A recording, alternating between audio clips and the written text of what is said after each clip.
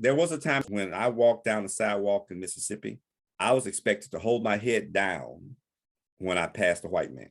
And up until about when I was 9 years old, I was supposed to step off the sidewalk so that he could walk anywhere he wanted to. And if he had a woman on his arm, I was to assume that was his wife, and I was to make every effort to pass him on his side rather than hers.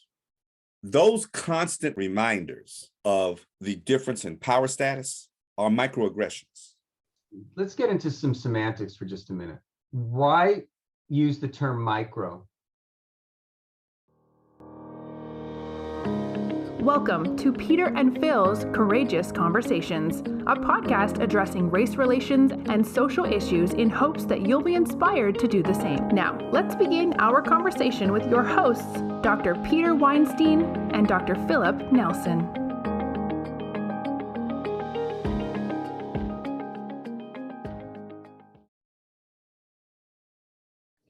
When I was a kid, I remember watching Miss America beauty pageants. Yes. And at the time in the 60s, they were all white. Yes. Because Black women couldn't be beautiful. And I remember we used to watch the beauty pageant, and as a family, we would pick our most favorite people to see which ones to make it to the finalists and stuff. And I would pick 6 or 7 of them, but I would always add, I'm gonna marry her. Mm-hmm. Or the ones I really like, I'm gonna marry her. And finally, my mama couldn't take it anymore. And finally, at one point, when one of the women I picked was getting close to the finalists, and I said, I'm gonna marry her, and my mom said, shut up, you can't marry her, she's white.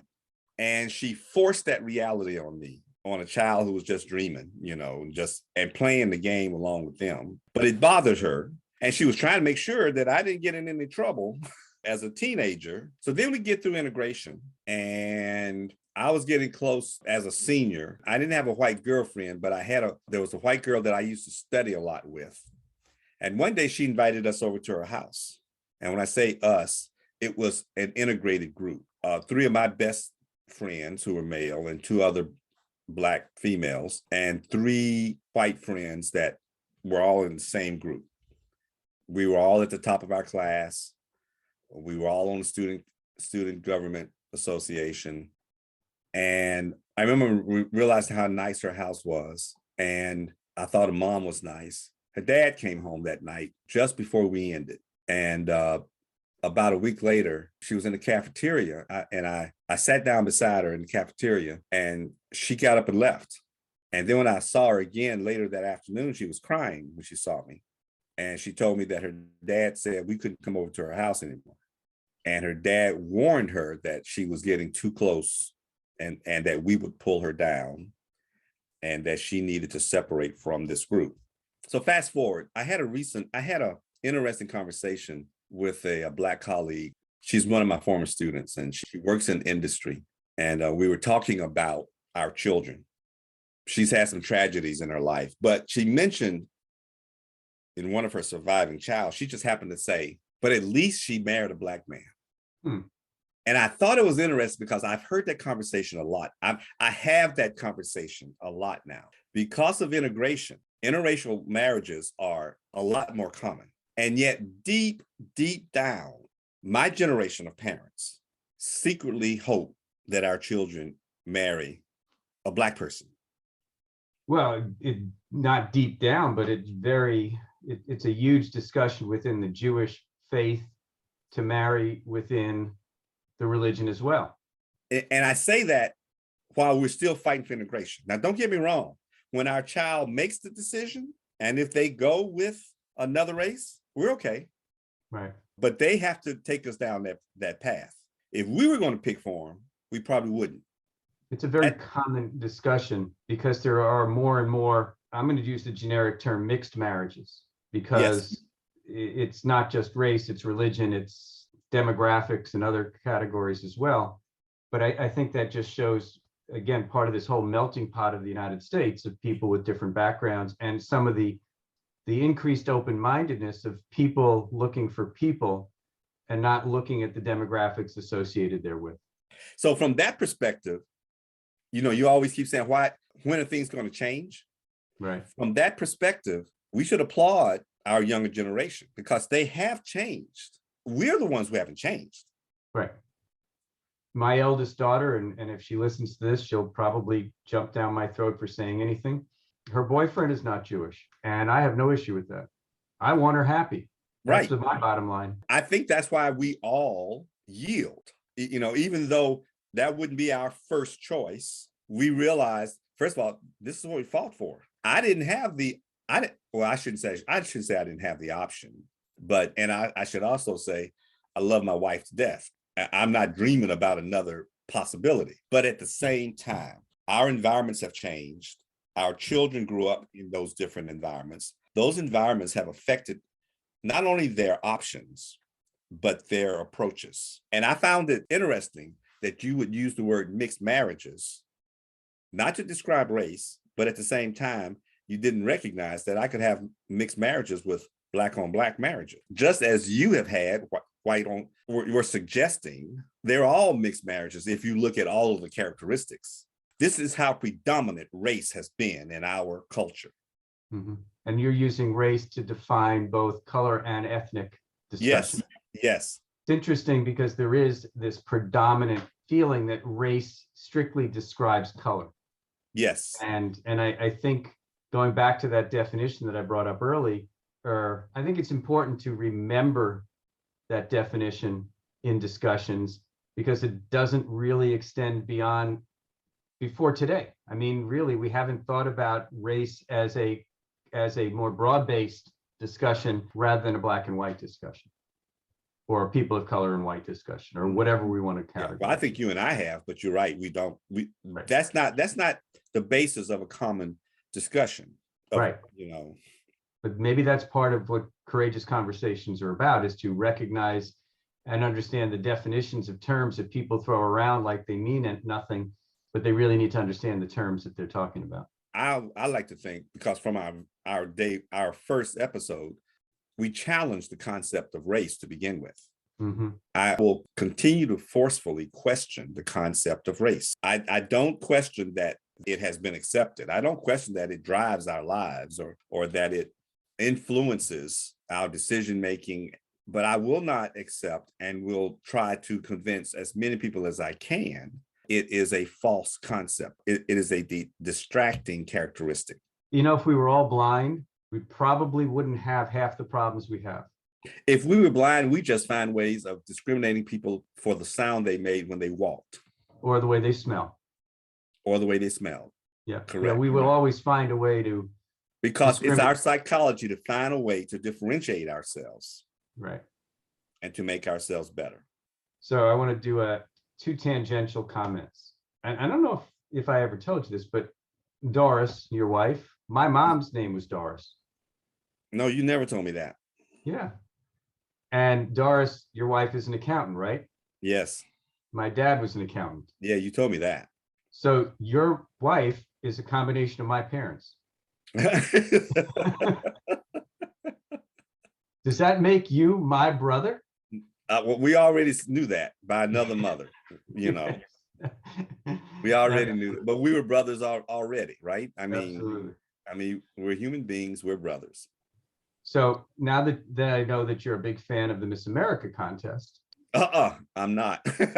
I was. Okay, well, do you remember who won Miss America in 1990? No, I don't keep up with it like baseball. The third African-American to ever win the Miss America contest. No. Do you know who the first African-American woman to ever win? No. Okay, so who was the third? Dr. Debbie Turner, veterinarian. See, I had to bring that full circle. We were both a little too old to pay much attention to Miss America in 1990 because we paid attention because we were all proud. We were all proud of Debbie, and she's a beautiful woman. And it was the one time that an African-American veterinarian seemed to be accepted by the entire profession. Yeah. Because of our commitment to Miss America and everything else. Now, I don't know how people really felt about her, but she advanced inclusion and diversity very well. The first person, African-American, however, and I'm having a problem with her name now, she was a singer, and she actually did a Disney movie. She's a singer-actor. I'll get the name in a minute, or you'll get it. Vanessa Williams? Yes. and she was attacked essentially for the early choices she made in her career. She was attacked for being. She was attacked for taking some risque pictures. Right, exactly. It was during the earlier years of her career when many people had to make those kind of choices to break through. Mm-hmm. Yeah, that's right. I do remember that now. And when it came out, she had to renounce her title, or they took her title. So that was 1984 that she won. And less than a year later, she gave up her crown. Yeah. So she was 84 and Debbie Turner was 1990. Took a long time. Who's the second one? Oh, now you want me to, okay. I can only. I mean, you said it took a long time, but I'm not so sure how much longer it took. Well, I mean, it took a long time to get the first Black American to win. Oh, yeah. Let's see, Miss Black America. Oh, wait, I don't know who the second one was, but that means that there was three of them in a period of a 7-year, three Black women in a period of 7 years, which is, and I don't know how many we've had since 1990. I don't watch it. I digress just because I wanted to give Debbie Turner some props as being a veterinarian as well. That was really more where my focus was the fact that it was very cool to see the profession. And we really need more public figures in veterinary medicine representing the profession in a global fashion. With all respect to Debbie, with Dr. Turner, but it also illustrates how interwoven our reality is when it comes to our profession, our social environment, and how this society is going to evolve. Or should evolve. And if we don't take a moment to take a breath and look at where we were and where we are, and stop focusing so much on our own pet peeves, we could take several steps backwards that are unnecessary. We could lose ground that we have to regain simply because we're being too narrow in our perspective, or because we were slighted. This talk I'm giving on microaggressions, I almost hate the word, because microaggressions tend to suggest that the insults are minor. Yeah, that term micro belittles it just to begin with. Exactly. And so and then we apply that to the reaction. So microaggressions are those things that are inculcated in our culture. There was a time when I walked down the sidewalk in Mississippi, I was expected to hold my head down when I passed a white man. And up until about when I was 9 years old, I was supposed to step off the sidewalk so that he could walk anywhere he wanted to. And if he had a woman on his arm, I was to assume that was his wife, and I was to make every effort to pass him on his side rather than hers. Those constant reminders of the difference in power status are microaggressions. Let's get into some semantics for just a minute. Why use the term micro? You can't ask me that because I don't know. Yeah, I mean, it just makes no sense. Aggression is aggression.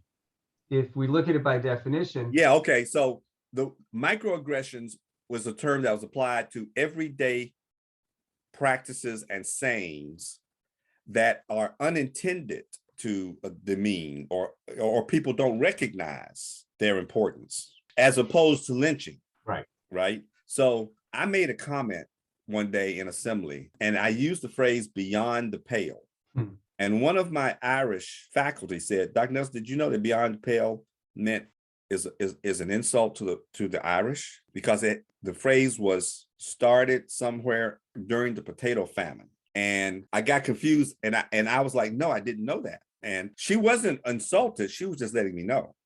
I did not know the history of beyond the pale. I didn't either. We get so many phrases like that become part of the vernacular conversation. Yeah. The vernacular, yes. And we don't really understand the meaning behind them. So or we don't understand the origin of them. Yes. The meaning may actually have changed to be literal, but the origin may have been graphic. Yes. The term microaggression, the way it's defined, is the statement, action, or incident regarded as indirect, subtle, or unintentional.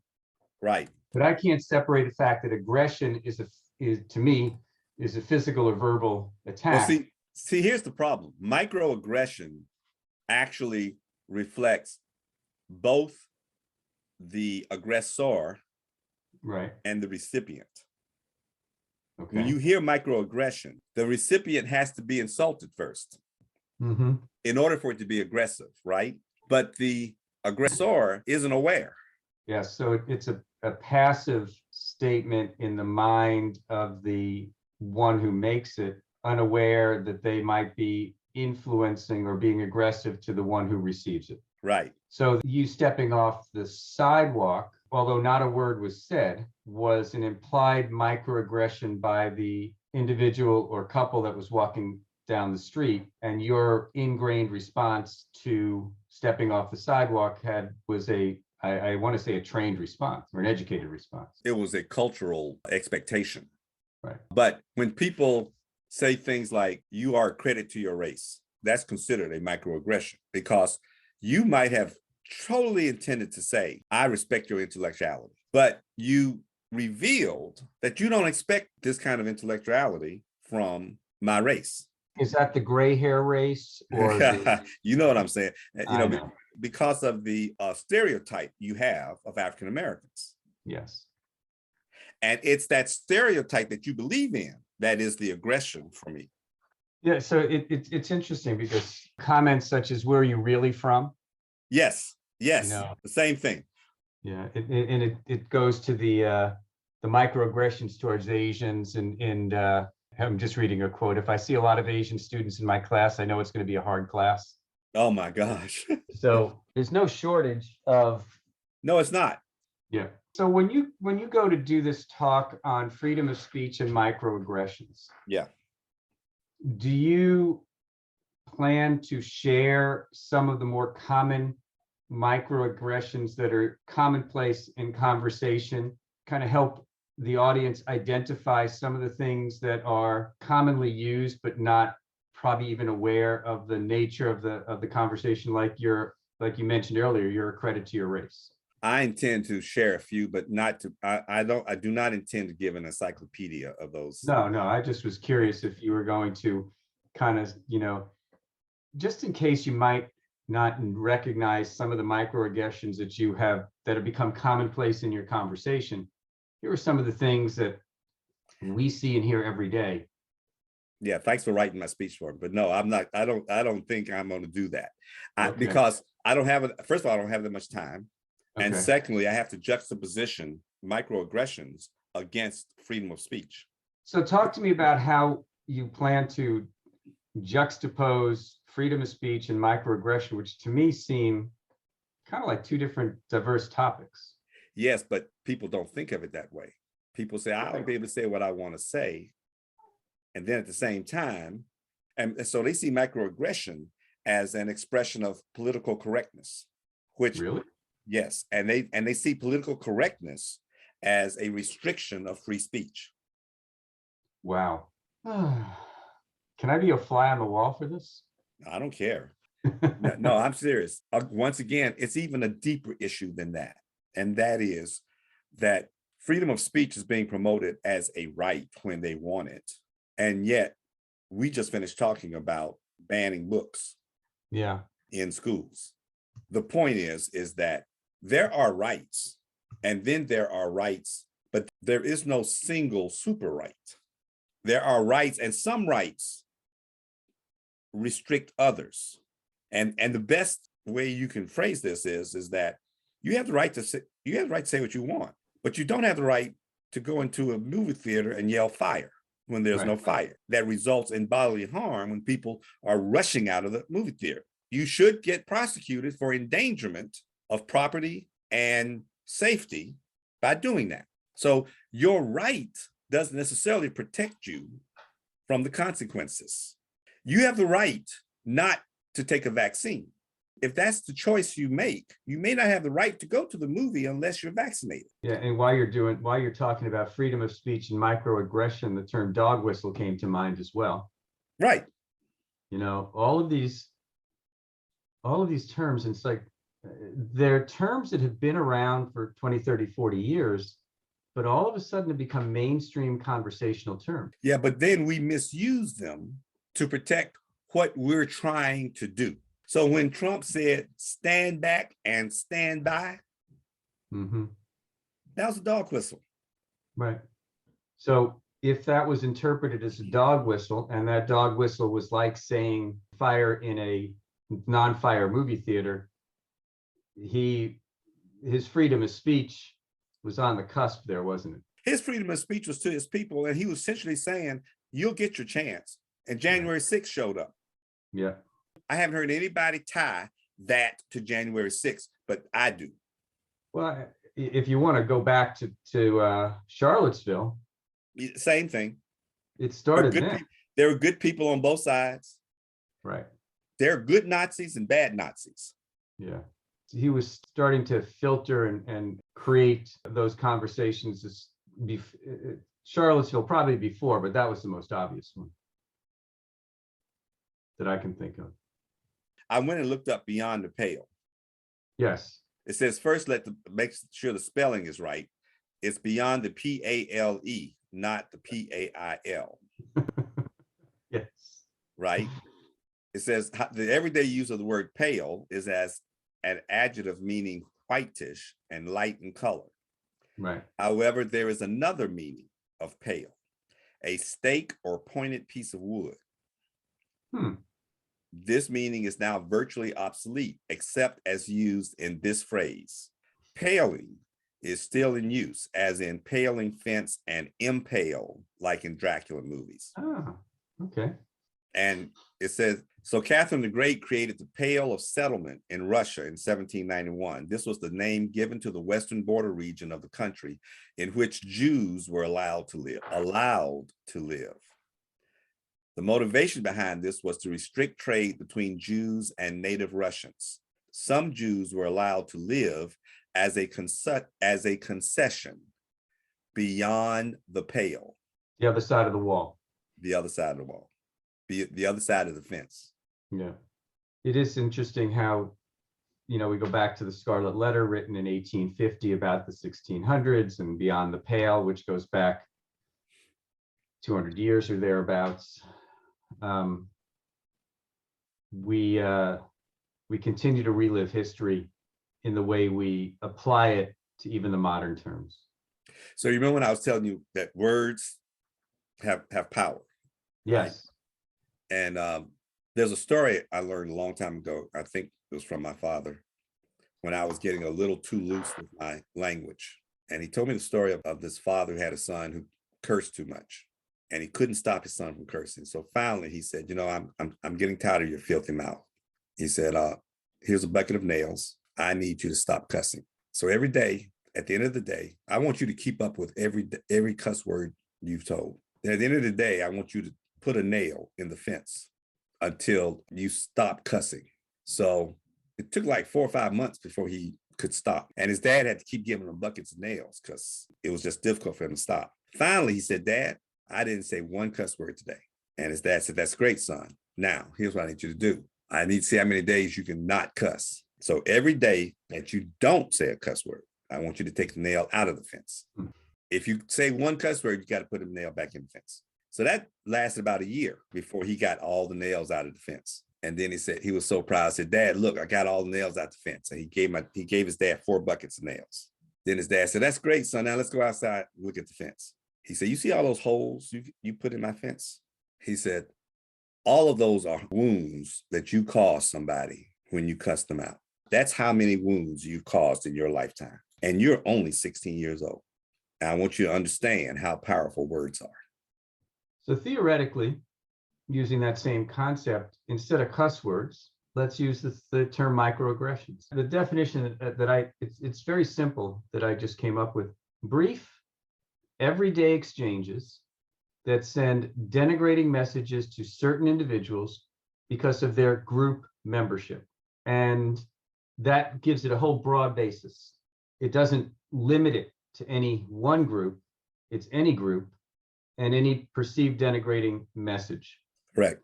I have to believe that there are a plethora of denigrating messages that go through our heads, don't leave our mouths. And there are those that come out of our mouths that should never leave our mouth. Those that leave our mouth we need to put a nail in the fence. And there will be some fences that look like a bed of nails.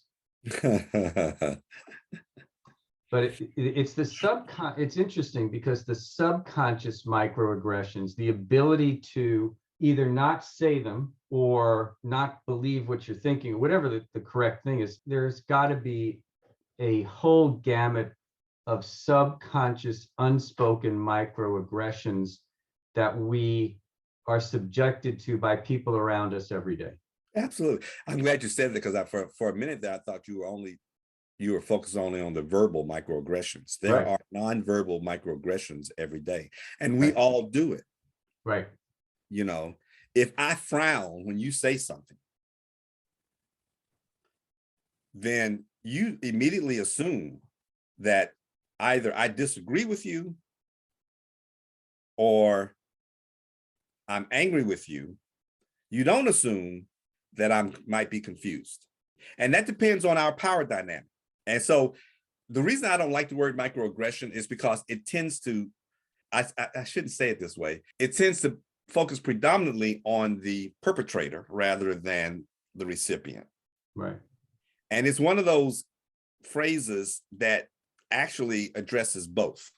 I remember as a young Black man, I was always reminded that I was Black when I looked in the mirror. I didn't need anybody else to remind me that I was Black. But when I went to work, I was reminded all day that I was Black, which just made me look at myself differently every time I looked in the mirror. That's the effect of the aggression. When clients realize that the person that their veterinarian referred them to was Black, and they ask for somebody else before you've had a chance to even see their pet. When a white receptionist has to protect you and say, it's Dr. Nelson or nobody. And when in 12 years, only one person walks out of the hospital that says, I absolutely will not have a Black veterinarian. But when you have had in those 12 years, about 20 of those instances, that chronicity of episodes makes every appointment a potential episode and makes you treat yourself against self-hate every time you see the mirror. Is an unspoken microaggression a microaggression? Okay, so how many times have you been in a group where, first of all, I'm sorry, let me back up and say, it may be to the person and it may be misinterpreted, right? But it may be similar to other circumstances that this person's been in that you know nothing about. Right. So is the person guilty of the microaggression? I can't tell you that. Is it a microaggression? Yes, because society has set it up that way. So even an unspoken microaggression would be a microaggression. Well, see, when you say unspoken, I don't mean unspoken no. An unspoken microaggression can be a behavioral microaggression. Okay. Okay. If you were going to say something and caught yourself, then that's Right. not a microaggression. All right. Even though you thought it. Even though you thought it. Okay.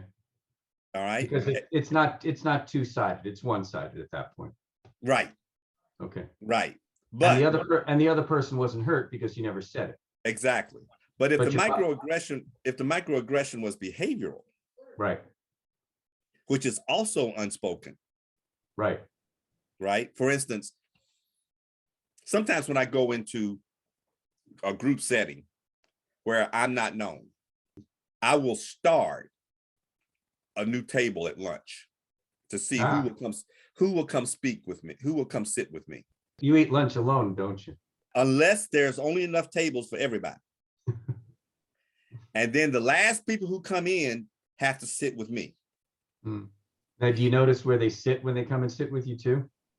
No, I don't get that. I don't go that far. By the time I realize that nobody's coming to sit with me, I actually get a little self-conscious and realize, well, this is kind of an unfair experiment because they don't know me, right?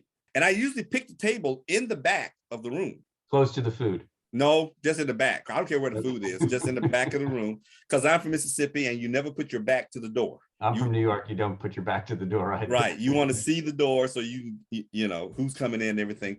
But yeah. I do it as a subconscious assessment. It's just one of the keys I look at to assess the climate of that group. If the first few people walk all the way to the back to see me, to welcome, say, I don't know you, but I'm so-and-so and so-and-so. My reflection of that is that this is either a very open culture or this person happens to be open. Now, I realize that you have to take into account the fact that they are colleagues, they're friends, they know each other. They want to talk about things. I'm at a table already, and they may want to talk about something that they don't want me to hear. It has nothing to do with me other than that. But as a group, if nobody's going to come and make me feel welcome, then either they're as nervous as I am, or they don't know how to open up. They don't know how to be inclusive. Doesn't necessarily make them racist, but at the same time, they're the host. They're the comfortable group. So, it's an interesting social experiment, because I may go, let's use the speaker room at a conference where you go in and you have some lunch or you prepare for your talks, and all the tables have one person at all the tables. So you have to choose. Yeah. Where you're gonna sit. Right.